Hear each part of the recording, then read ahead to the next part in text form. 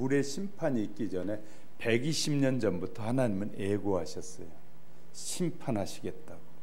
그럼에도 불구하고 믿은 가정은 노아의 가정 외에는 없었더라라고 기록하고 있습니다. 지금 2000년 동안 주님이 다시 오신다는 얘기를 수많은 당신의 종들을 통해서 지금도 증언하고 있습니다. 그럼에도 불구하고 믿는 사람이 적다는 것이죠. 믿는 사람이 적습니다.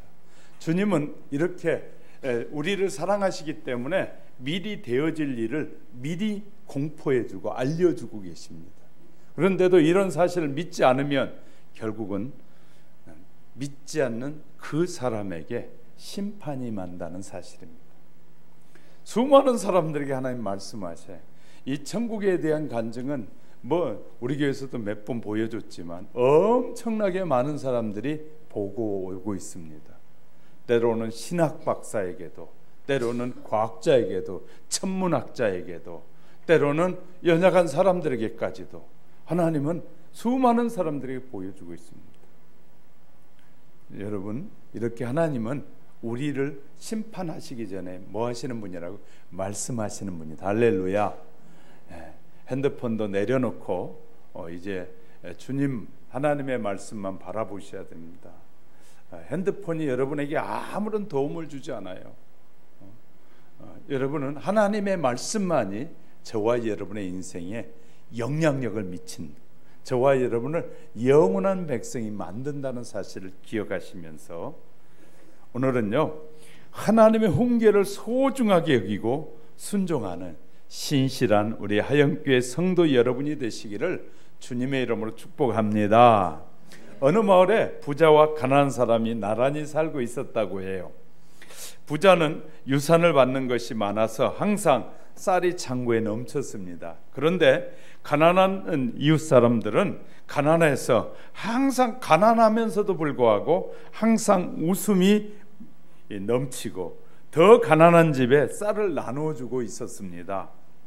그 두 집에 모두가 아들이 하나씩 있었는데 이 어느 날 부잣집 아들이 아버지에게 아버지와 이런 대화를 나눕니다. 아버지, 우리 집 부자지요? 그럼 우리는 모자람이 없는 부자야. 그런데 옆집 친구는 자기 집도 모자람이 없는 부자라고 하던데요. 아버지가 말합니다. 옷 입을 꼴을 좀 보아라. 기워 입고 다니지 않니? 그랬더니 아니에요.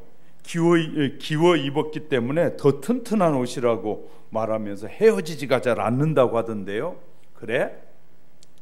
그 집 창고에 가보아라. 쌀이 가득하다. 우리 집 창고에는 쌀이 가득하지만 그 집 창고에 쌀이 없어서 가끔 그 항아리 긁는 소리가 나지 않더냐? 그 아들이 다시 질문을. 그런데 아버지, 그 집에 쌀은 그렇게 없는데 남에게 주는 쌀이 얼마나 많은지 몰라요. 우리 집은 이렇게 쌀이 많아도 남에게 한 톨도 안 주네요. 그러게 아들이 아버지에게 말하는 것이었습니다. 돈이 많다고 행복한 것이 아닙니다. 행복을 얼마나 느끼고 사느냐에 따라 행복이 오기도 하고 안 온다고도 말합니다. 오늘은 솔로몬을 통해서 주시는 하나님의 훈계의 말씀을 들으면서 훈계의 말씀을 잘 듣는 자에게는 하나님께서 뭐 하신다고요? 은혜를 베푸신다. 훈계를 싫어하는 자에게 또 하나님이 자비를 베푸시는데 징계를 하신다. 훈계를 싫어하면 하나님이 그 다음 단계로는 징계를 하신다. 징계까지 받는 사람은 그래도 하나님이 뭐 하시는? 사랑받는 자다. 오늘 24절의 말씀을 한번 읽어볼까요? 24절 시작. 초달을 참아 못하는 자는, 자 24절이요. 13장. 자, 가만히 있어.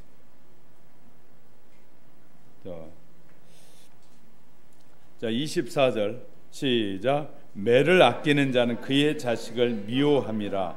자식을 사랑하는 그는 근신이 징계하느니라. 우리 성경, 이 성경에는 매로가 나왔는데요. 그전 성경에는 초달이다라고 나오고 있어요. 자, 이 말은요, 초달이라는 말은요, 매라는 말은 히브리 언어로 쉬베트라는 말인데요, 회초리라는 말을 가지고 있어요. 그래서 회초리로 자식을 징계하지 않는 사람은 자식을 사랑하는 자가 아니다. 잠언은 이렇게 말해요. 근데 현대 교육은요, 자식 절대로 때리지 마라. 초등학교에서 이렇게 가르쳐요. 아빠 엄마가 때리거든 너희가 전화로 신고하면 너희 엄마 아빠가 때리지 못하도록 국가에서 경찰에서 너희 지켜줄 거야. 이렇게 가르쳐요. 그러니까 지금 세상은 하나님의 말씀대로 사는 것이 아니라 하나님의 말씀과 반대되는 교육을 하고 있고 반대되는 삶을 살도록 교육하고 있는 것이 현대 교육입니다. 사랑하는 성도 여러분, 우리는요 교육이 뭔지를 잘 모르는 사람들은 자기들이 연구한 교육이 올바르다고 하는데 저희는 이렇게 믿습니다. 하나님의 방법대로 교육해야 세상이 밝아지고 하나님이 우리에게 말씀하신 대로 교육해야 세상에는 희망이 있다. 할렐루야. 사람들이 교육학자들이 말하는 대로 교육하면 세상은 멸망에 이른다. 그러나 하나님의 말씀이 가르치는 진리를 따라 교육하게 되면 영원한 행복과 영원한 천국을 얻게 되는 것이다. 할렐루야. 우리는 이런 사실을 아셔야 됩니다. 성경은 우리에게 그래서 다양한 것들을 말씀으로 가르쳐주고 계십니다. 그래서요, 우리가 살다 보면 종종 징계를 받을 때도 있고 사람들은 징계할 때도 있어요. 자기가 자기를 징계할 때도 있습니다. 어떤 이는 조그만 죄책감이 생기면 전봇대 위에 올라가서 24시간 그 벌의 대가로 자기 스스로 이 전봇대에서 벌을 받기도 합니다. 어떤 이는요 발가벗고 장미밭에 뒹굴면서 자기의 죄를 이 징계를 자기가 스스로 하는 사람도 있고요. 어떤 사람은 참회하는 마음으로 계단을 무릎으로 기어 올라가기도 합니다. 자기가 자기를 징계하는 사람들입니다. 또 징계 중에는 남에게 자기의 징계를 요청하는 경우도 있습니다. 어느 왕은 아침에 일어나면 날 때마다 신하에게 이렇게 명령했다고 해요. 죽은 해골을 가지고 와서 왕이여 당신도 이렇게 죽습니다 라고 말하라고 했다는 거예요. 그래서요 이 왕이 깨어날 때마다 이 신하가 와서 잠자리 일어나면 해골을 보여주면서 당신도 해골이 될 겁니다. 그래서 그 왕은 늘 바르게 살려고 했다는 것이에요. 그리고 또 다른 사람에게 자기를 징계해 달라고 말하는 사람은 그래도 좀 지혜롭다는 거예요. 또 어떤 사람은 아예 하나님께 잘못하면 징계해 달라고 자청하는 사람도 있었어요. 가나안 농군학교 김용기 장로님이 경영하는 신림학교에 가보면 그분이 늘 거기서 가르치는 교육 중에 하나가 이런 것을 가르치면서 자기는 이렇게 기도한답니다. 하나님, 내가 다리를 잘못하거든 내 다리를 분질러 버리십시오. 나를 바로 가게 해주옵소서. 내 눈이 죄를 지으면 내 눈을 뽑아주십시오. 내 손이 잘못하면 내 손을 잘라주세요. 그렇게 막 교육생들이 있는데도 불구하고 그는 그렇게 기도하더랍니다. 그러면서 바르게 살려고 애쓴다는 거예요. 그렇게 기도하면서. 자, 징계해달라고 과감하게 하나님 앞에 기도하는 사람도 있다는 거예요. 우리는 진실로 우리를 사랑하시는 하나님께서는 우리에게 징계를 주실 때가 종종 있다는 사실을 기억하셔야 됩니다. 하나님은 징계를 이기고 의롭게 사는 자와 함께 하시겠다는 거예요. 잘 보세요. 절들이 보시에요.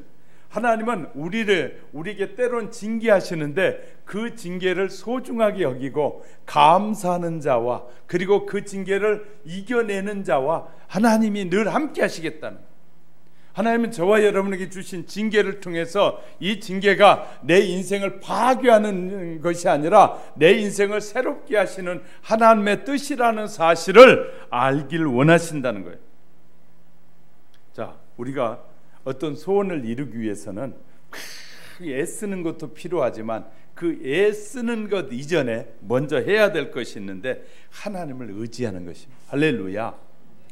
하나님이 도와주시지 아니하면 아무리 내가 애를 쓰고 별짓을 다해도 하나님이 도와주시지 않으면 안 되는 거예요.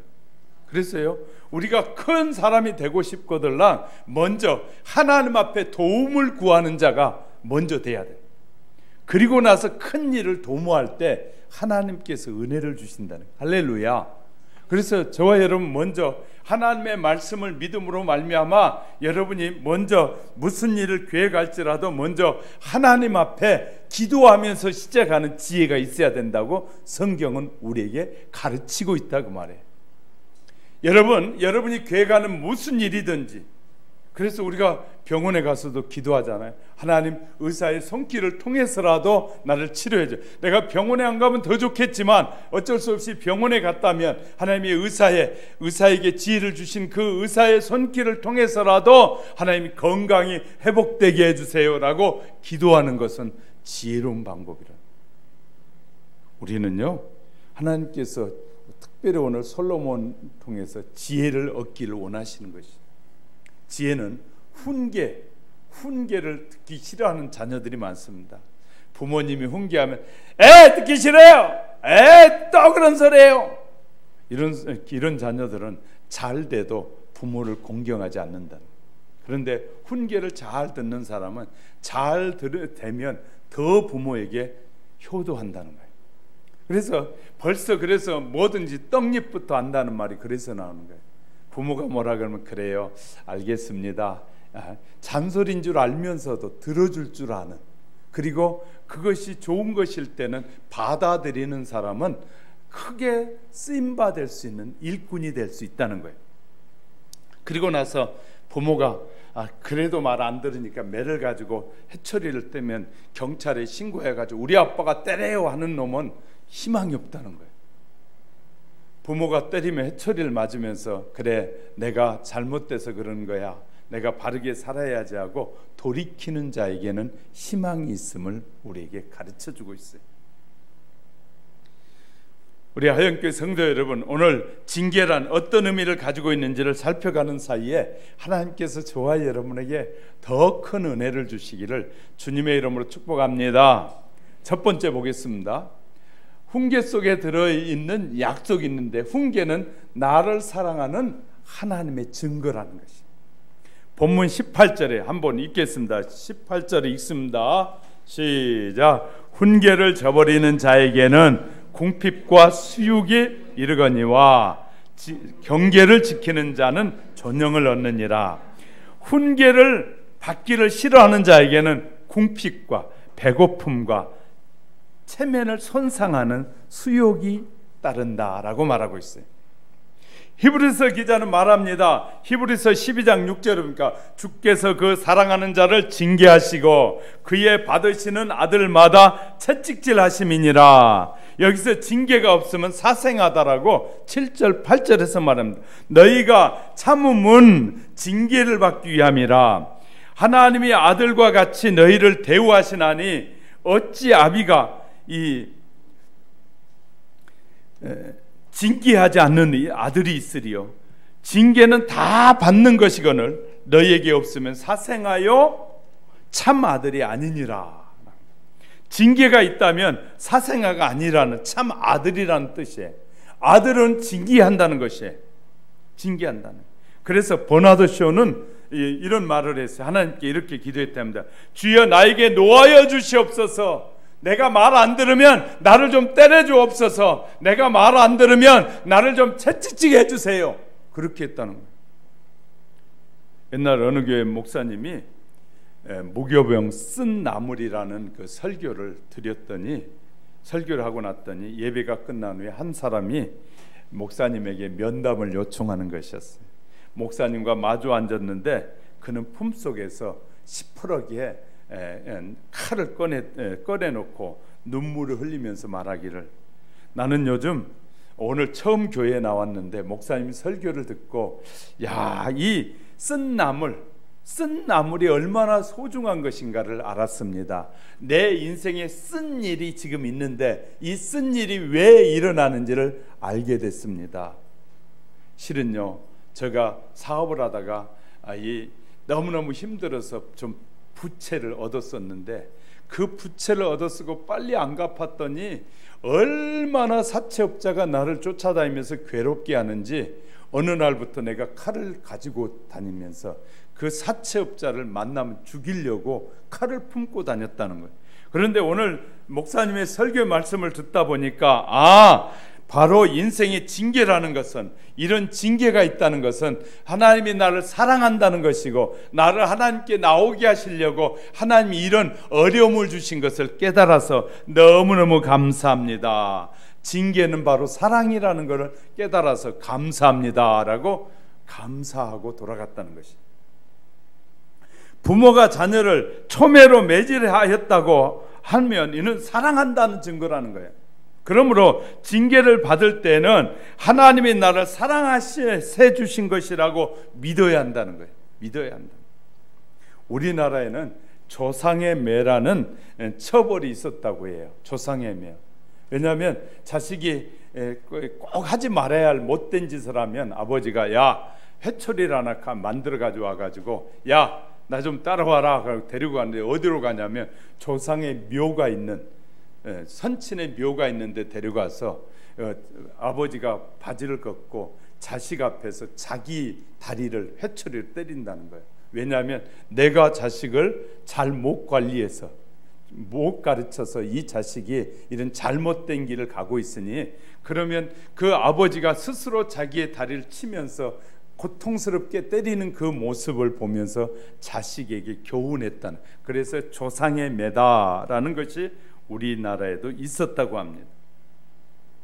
자, 이렇게요, 징계는 때로는 하나님께서 우리에게 주시는 징계가 여러 가지가 있습니다. 첫 번째는 병으로 하나님이 징계하실 수 있어요. 병이 갑자기 이상한 병이 들어서 이 병으로 인하여 하나님이 징계하실 때가 있고, 때로는요 교통사고가 하나님의 징계일 수도 있습니다. 때로는요 사업의 실패가 징계일 수도 있고요, 때로는 가족 중에 누구에가 먼저 하나님이 데려가는, 같이 이렇게 오래 살아야 되는데 오래 살지 못하고 먼저 데려가는 일이 있을 때는 그 데려가는 일이 하나님의 징계일 수도 있다는 사실을 아셔요. 그러나 이 모든 것이 다 하나님이 사랑하시기에 주는 징계다. 할렐루야. 롯이 아브람을 떠나 죄악에 속을 했던 소돔과 고모라로 들어가게 됩니다. 그러나 아브람은 롯의 가정에 구원을 위하여 간절히 기도합니다. 그 조카 롯이 그렇게 소돔과 고모라에 가지만 그 삼촌은 아브람은 늘 기도합니다. 그래서 하나님께서 아브람의 기도를 응답해 주셔서 롯은 아브람에게 4번의 빚을 지게 되는데, 첫 번째 아브람이 롯을 가나안 땅으로 데리고 왔어요. 그것도 빚이에요. 왜? 하나님이 아브람에게 떠나라고 했는데 아브람은 그 조카 롯을 데리고 왔어요. 두 번째, 아브람은 롯을 부자로 만들어 주었어요. 세 번째는요, 아브람은 롯이 붙들러 갔을 때 뭐 했어요? 구출해 주었어요. 또 네 번째는 아브람이 롯을 소돔의 멸망에 빠져 있을 때 그를 구원해 주는 일을 하게 돼요.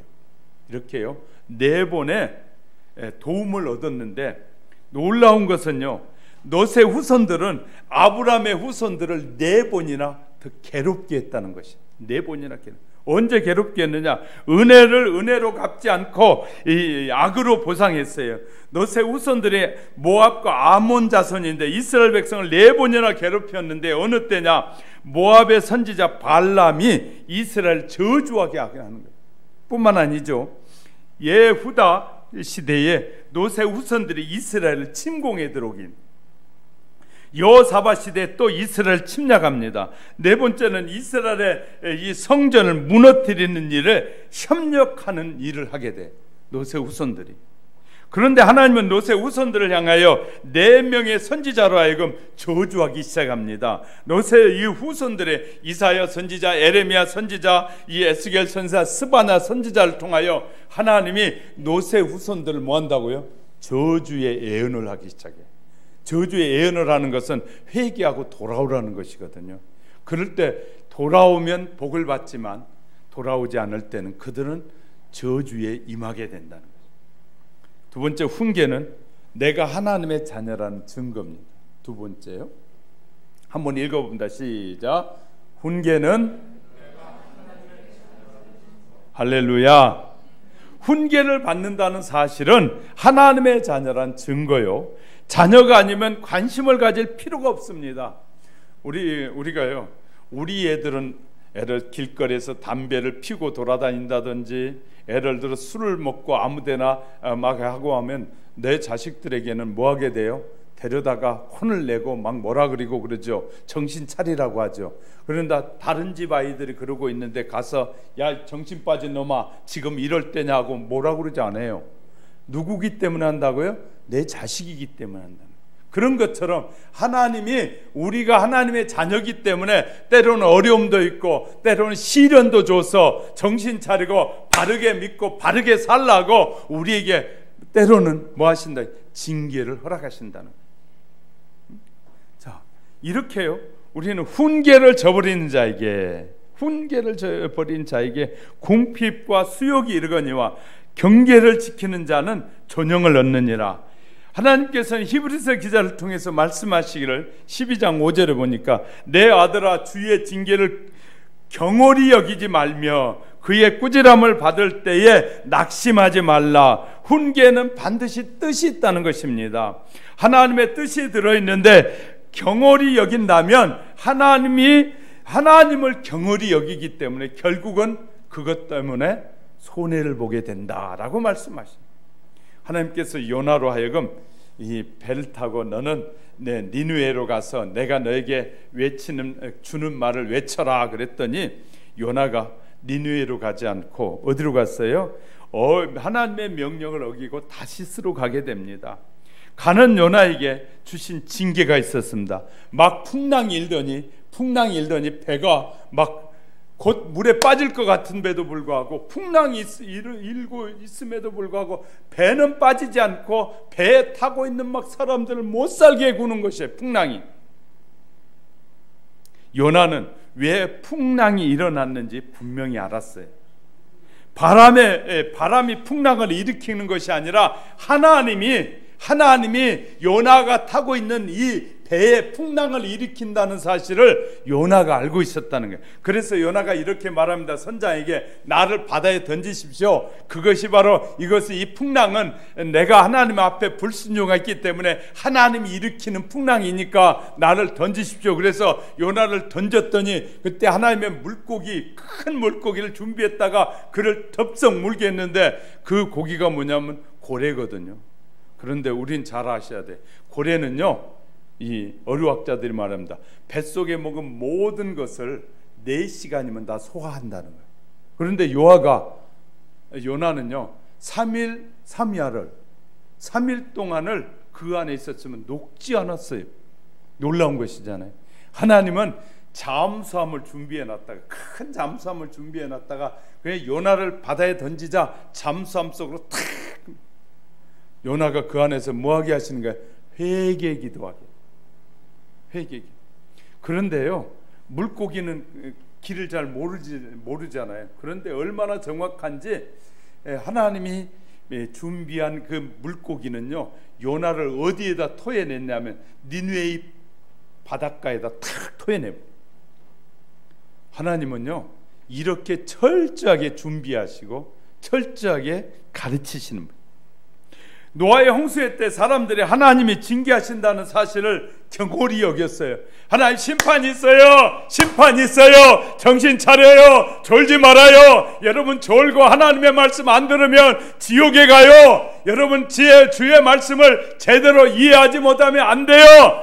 여러분 돌아오셔야 돼요. 회개하고 오셔야 돼요. 정신 빠진 일 하면 안 돼요. 예수 믿고 바르게 살아야 돼요. 이렇게 막 요나가 외쳤어요. 외치는데 그 소리를 안 듣고 뭐였어요? 그들은 이렇게만 이 노아 미드라시라는 책에 그때 당시에 거인들이 살았는데 거인들이 이렇게 말했다고 쓰고 있어요. 아무리 하나님이 홍수를 주신다고 해도 절 보세요. 막 그 당시에 거인들, 지금 미국이나 구라파 쪽에서 시신이 미이라가 나오는데 거인 미리야. 다시 말해서 우리보다 4배 5배 큰 사람들이 형체가 나왔는데 그 거인들이 결국 살았다는 걸 증거해주고 있어요. 근데 그 거인들이 이렇게 말했대요. 하나님이 아무리 물을 부어봐라 우리 목 이상은 못 올라간다 라고요. 하나님의 말씀을 외칠 때 비웃었다는 거예요. 하나님께서 그 비웃는 자들에게 뜨거운 물과 막 비를 쏟으셔서 그들의 목이 아니라 그들의 키를 10배 수백 배도 넘게 채우셨다는 거예요. 하나님은요, 하나님의 뜻을 저버리고 비웃는 자들에게 뭐 하신다고요? 징계를 퍼부으신. 여기서 우리가 잘 아는 징계의 정체는 무엇이냐면, 징계를 받으면 어떻게 반응하는지, 징계를 받을 때 반응하는 것이 나타나는데, 분노형의 사람이 있습니다. 야곱이 대표적인 사람인데, 징계를 받을 때 왜 하필이면 이런 징계가 내게 임합니까? 왜 나에게만? 성도들 중에서 힘든 일이 많으면, 목사님 왜 나만 이렇게 힘들어요? 왜 나만 이렇게 어려움이 있나요? 이런 사람은 분노형 이 징계를 받고 있다고 생각하는 것이거든요. 이 야곱이 이렇게, 왜 형은 축복해주고 나는 이렇게 축복 안 해주나요? 그래서 야곱이 분이 나니까 어머니와 공모를 해서 몰래 어떻게 했어요? 자기를 에서와 같이 털을 붙이고 가서 복을 받은 것이. 그렇게 안 해도 하나님은 에서에게 줄 축복이 따로 있고 야곱에게 줄 축복이 따로 있는데, 막 화가 나니까 지가 먼저 가서 어떤 일을 저질러 버린 거예요. 자, 체녀명이 있어요. 체녀명. 요나가 이렇게 속합니다. 이 체녀명에 속하는데, 하나님은 절대 주권자이기 때문에 징계를 주시니 어쩔 수 없다. 체념하고 가는 체녀명이 있어요. 하나님은 복수하시는 하나님 정도로 받아들이는 것이, 하나님은 심는 대로 거두는 분이니 주시는 대로 받아야 한다라고 조용히 체념하는 사람이 있고요.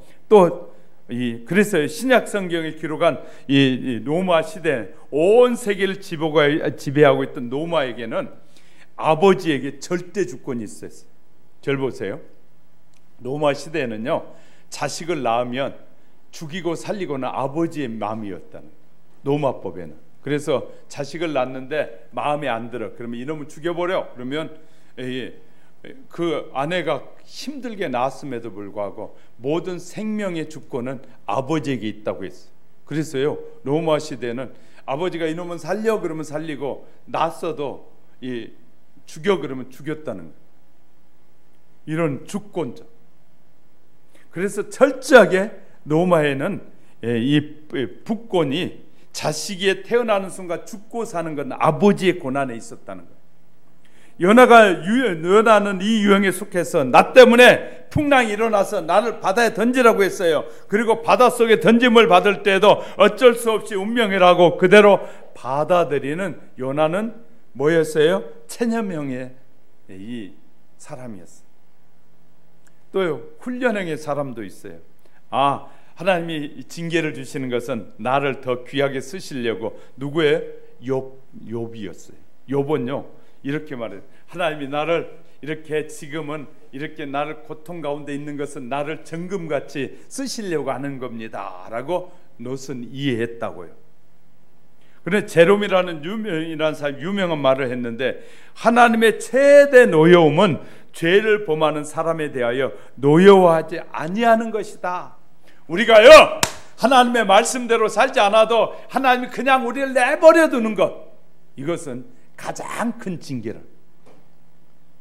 여러분이 부모의 말을 안 들어도 부모가 여러분에게 간섭하지 않으면 아무 말이 없는 것이 좋은 것이 아니에요. 왜? 나를 누군가가 초달해 주지 않으니까 내가 내 마음대로 더 마음대로 살아버려. 내 마음대로 살아버리면 나는 인생을 버리게 되는 것이. 누군가가 내게 말해 주는 거 감사하는 자가 돼요. 한번 따라해보면, 나에게 누군가가 훈계하면 감사함으로 들읍시다. 할렐루야. 하나님이 저주를 받아서 죽어가면서도 하나님에게 반항하고 회개할 줄 모르는 것은 정말 구제불능인 거거든. 샘이 터지고 비가 막 세차게 오자 그들이 마지막에 수단으로 자기들의 자녀들을, 그래서요 어떻게 했느냐면 막 그들은요 막 자식들을 물에 빠쳐서 제물로 막 드리고 막 자식을 죽이고 그랬다고요. 어느 때? 노아의 심판 때. 막 이 큰 장대 같은 사람들이 이 자식을 신에 드리면 자기의 신이 자기를 지켜줄 것이라고 해서 그 당시에 많은 자식들을 막 물에 빠져 죽이고 막 하면서 신이여 그만 비를 내려주옵소서 하고 그렇게 했다는 거예요. 그런데 하나님은 뭐 하셨다고요? 그들을 다 징계하셨다는 거예요. 우리가 잘 아셔야 됩니다. 비상수단으로 최선을 다해서 자기들의 신에게 제물을 드렸지만 아무런 소용이 없었어요. 우리는요 세상의 신에게 아무리 많은 제물을 드려도 아무 소용이 없는 거예요.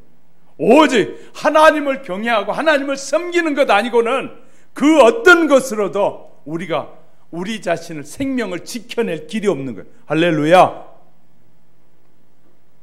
하나님께서 허락하신 징계는 하나님의 자녀란 분명한 증거입니다. 노아를 사랑하시고 노아를 살리셨기 때문에 하나님은 홍수라는 징계를 주셨다는 사실을 믿으시기 바랍니다. 할렐루야. 세 번째는 훈계는, 한번 여러분이 마지막 말합니다. 시작. 훈계는 인생을 유익하게 만드는 약속이다. 징계를 받으면 유익한 일이 일어날 것이라는 증거예요. 징계가 있다는 것은. 다윗은 시편을 통하여 고백하기를 시편 119편 71절에 고난당하는 것이 내게 유익이라 이로 인하여 내가 주의 율례를 배우게 되었나이다 라고 고백하고 있어요. 67절에 보니까 고난당하기 전에 내가 그릇 행하였더니 이제는 주의 말씀을 지키기 원합니다. 지키겠습니다. 고난 뒤에 말씀을 지키겠다고 고백하고 있어요. 욥이 고난이 유익이라고 욥기 5장 17절에 볼지어다 하나님께 징계를 받는 자에게는 복이 있나니, 하나님 앞에 징계를 받는 자는 복이 있다는 거예요. 바울을 하는 징계가 대표적인데 하나님이 계신 3층천까지, 아까 이분은 천국에 있다는 걸 믿었잖아요. 갔다 와서 바울은 하나님의 나라에는 3층천이 있다는 걸 알게 됐어요. 그 3층천까지 다 보고 왔어요. 하나님이 이렇게 하나님의 세계를 많이 보여줬으니 이 바울이 마음껏 하나님의 일을 하게 했으면 얼마나 좋겠어요. 근데 바울은 보고 온 다음에 병이 걸렸는데, 무슨 병이? 그가 사람들로 치료할 수 없는 병이 걸렸어요. 그래서 그는 갈라디아 지방에 가가지고 휴양을 가서 하나님 앞에 간절히 기도하길 이렇게, 하나님 내 병을 좀 고쳐주십시오. 이 병을 고쳐주셔서 내가 이제 다니면서 주의 일을 더 열심히 할게요 하면서 막 기도했을 것 같아요. 그렇게 3번이나 기도했더니 하나님의 응답이 뭐냐면, 네가 받은 은혜가 내게 족하다. 지금 받은 은혜로 족해라. 그리고 나서 바울은 다시는 병을 치료해달라는 기도를 하지 않았다는 거예요. 왜냐하면 네가 그 병이 있으므로 하나님을 의지하고 성령의 능력을 달라고 기도함으로 네가 어떤 유혹과 시련 앞에서도 당당하게 그 사명을 마지막까지 갈 수 있다라는 사실을 알게 하신 거죠. 하나님은요 우리에게 징계를 주신 것은 너무너무 감사할 일. 자, 절 보세요. 눈을 바짝 뜨시고 졸음이 오시지만 조금만 들으면 좋겠어요. 미국의 이민관 집사님의 얘기입니다. 미국에 가기 전에 이민 계획을 세우면서 영문학을 전공으로 공부하고 싶어서 열심히 준비했습니다. 그래서 시험을 봤는데 영문학과에는 불합격하고 국문학과에 합격이 됐어요. 기도했는데도 불구하고 되지 않으니까 불편했지만 영문학을 다시 당장 들어갈 수 없으니까 국문학을 열심히 공부하고 난 후에 이민을 가게 됩니다. 그래서 미국에 가서 미국 교회에서 열심히 신앙생활을 잘 섬기는데 어느 날 예배가 마쳤더니 집사님이 저 좀 봐요. 그래서 목사님 서재에 갔더니 목사님이 하신 말, 우리 교회 한국어 학당을 만들려고 하는데 적임자를 찾아보니까 집사님밖에 없었어요. 여기는 미국이라 영문학을 공부하는 사람을 많은데 국문학, 한국어를 공부하는 사람은 집사님이 전공자 한 분밖에 없습니다. 그러니 집사님이 이 일을 좀 맡아주십시오 해서요, 그 교회 국문학을, 한글을 가르치는 일에 지금도 아름답게 쓰여지고 있다는 거예요. 하나님이 나를 더 잘하시는 분이야. 할렐루야. 그래서 우리가 하나님 앞에 맡기는 기도가 중요하다는 거예요. 하나님 앞에 맡기면 하나님이 책임져 주시고 인도해 주신다. 슈퍼맨의 주인공이었던 크리스토퍼, 유명한 사람이 되지 않았습니까?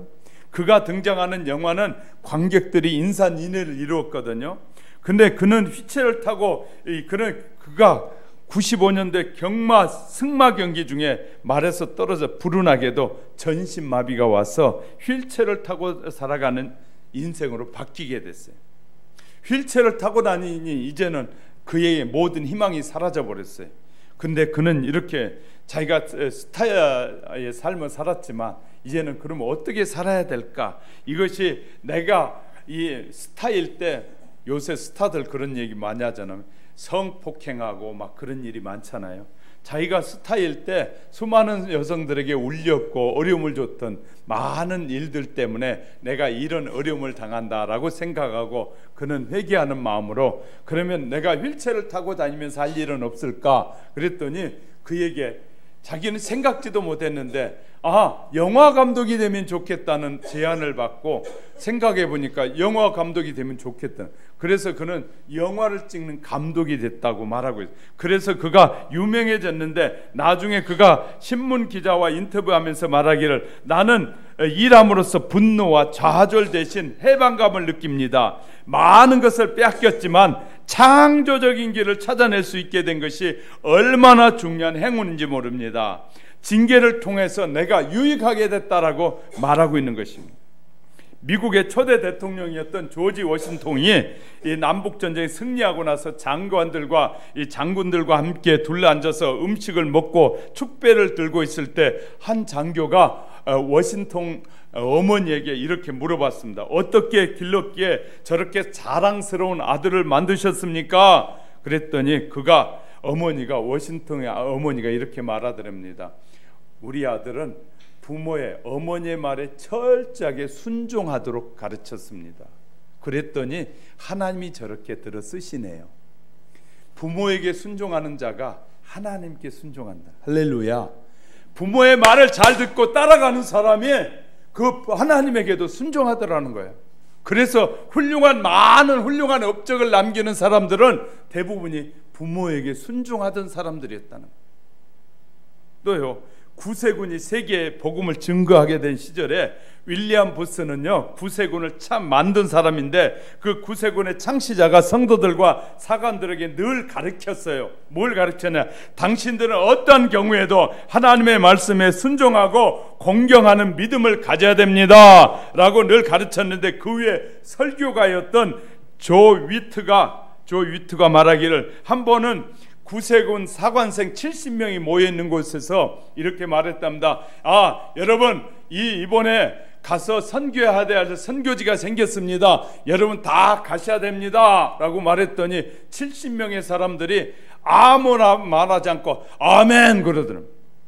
70명의 사람이 어디 갑니까? 어떤 데 갑니까? 무엇 하는 데입니까? 어느 지역에 갑니까? 묻지도 않고 70명의 사람들이 모두 다 아멘 그러더니요, 무조건 따라가더라. 하나님은 그런 사람들을 축복하셔요. 할렐루야. 자, 우린 잘 아셔야 돼. 솔로몬은 결론적으로 22절부터 25절에서 이렇게 내리고 있어요. 선인은 하나님을 사랑하고 이 징계를 받는 사람들은 그 산업을 자자손손에게 끼쳐 자자손손에게 그 산업을 이어가게 해도 죄인의 재물은 의인을 위하여 쌓느니라. 결국은요, 예수 안 믿는 사람들이 많이 벌어놓는 건 누굴 위해서 쌓느냐면 하나님의 자녀들을 위해서 쌓는다는 거예요. 그리고요, 가난한 자는 밭을 경작함으로 양식이 많아지거늘 혹 불의로 인하여 가산을 탕진한 자가 있느니라. 자, 가난한 자 중에는 불의한 일을 통해서 가산을 탕진한다. 그런데 저기 보세요. 초다른 징계라고 했죠. 징계를 참아 못하는 자는, 자, 징계하지 못하는 자는 그 자식을 미워함이라. 자식을 사랑하는 자는 근실히 징계하느니라. 근실이란 말은 확실하게, 야, 그건 잘못된 삶이라니까, 그렇게 살면 안 돼, 바르게 살아야 돼, 이렇게 가르친다는 거예요. 그거요, 여러분 부모가 좀 여러분의 마음에 안 드는 소리를 해도 뭐 하라는 거예요? 잘 들으라는 거예요. 할렐루야. 그래서 저는 이리 가정들 돌아보면서 부모에게 말을 잘 듣는 사람들을 보면, 믿음의 가정들에서 보면, 야, 하나님이 축복하시겠구나 라고 보여지는데, 부모의 말을 우습게 여기고 부모가 말하는데 막 불평하고 하는 때 저놈에게는 고난이 있겠구나 라고 보이는 거예요. 왜냐하면요, 성경을 열심히 공부하면 저 자식에게는 어려움이 있겠구나, 저 자식은 형통하겠구나, 뭐 한다고요? 그것이 다 보여요. 성경을 부지런히 공부. 여러분, 성경을 알아도 조금 지식적으로 하니까 문제인 것이지, 성경을 바르게 알면 뭐 우리의 인생이 보인다. 따라해봐요.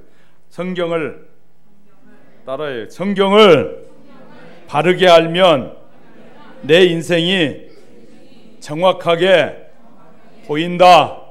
할렐루야. 성경을 부지런히 알고 공부하면 내 인생이 보이게 되는 거예요. 여러분, 열심히 오셔서 저도 최선을 다해서 여러분에게 성경의 말씀을 가르쳐 주려고 애를 씁니다. 여러분이 오셔서 말씀을 배우기도 하고 설교를 들으시면서 올바른 삶을 살도록 애쓰시면 하나님은 반드시 우리를 축복해 주실, 저와 여러분의 인생을 반드시 형통하도록, 넘어지는 것 같지만 넘어지지 않도록 도와주시고 늘 함께 해주실 걸 믿으시기 바랍니다. 그래서 또 좀 어려움들이 있더라도 하나님 앞에 감사하십시오. 그러면 그 어려움이 여러분의 기쁨으로 바뀌게 될 줄 믿으시면 크게 한번 아멘. 기도하겠습니다. 하나님 아버지,